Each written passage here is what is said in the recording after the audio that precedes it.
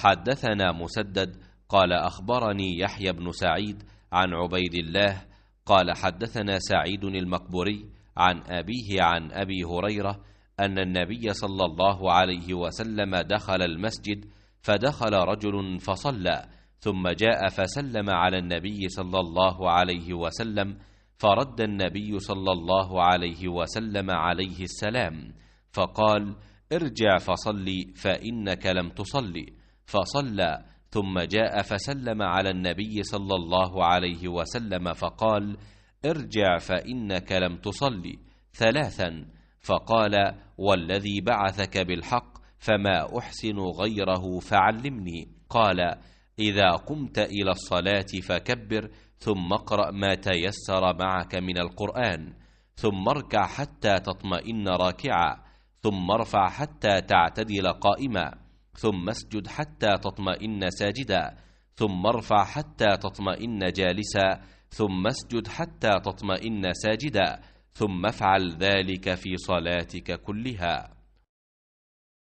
سعید بن ابی سعید مقبری نے اپنے والد سے بیان کیا، انہوں نے ابو ہریرہ رضی اللہ تعالی عنہ سے کہ نبی کریم صلی اللہ علیہ وسلم مسجد میں تشریف لے گئے، اتنے میں ایک شخص آیا اور نماز پڑھنے لگا۔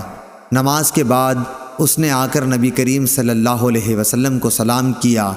آپ نے سلام کا جواب دے کر فرمایا کہ واپس جا کر دوبارہ نماز پڑھ، کیونکہ تو نے نماز نہیں پڑھی۔ چنانچہ اس نے دوبارہ نماز پڑھی اور واپس آ کر پھر آپ کو سلام کیا۔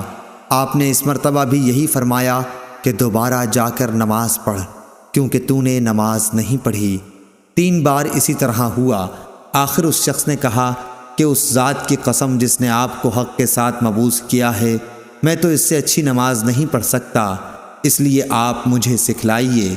آپ نے فرمایا جب تو نماز کے لیے کھڑا ہو تو پہلے تکبیر کہہ، پھر قرآن مجید میں سے جو کچھ تجھ سے ہو سکے پڑھ، اس کے بعد رکوع کر اور پوری طرح رکوع میں چلا جا، پھر سر اٹھا اور پوری طرح کھڑا ہو جا، پھر جب تو سجدہ کرے تو پوری طرح سجدے میں چلا جا، پھر سجدے سے سر اٹھا کر اچھی طرح بیٹھ جا، دوبارہ بھی اسی طرح سجدہ کر۔ یہی طریقہ نماز کی تمام رکعتوں میں اختیار کر۔ صحیح بخاری حدیث نمبر 793۔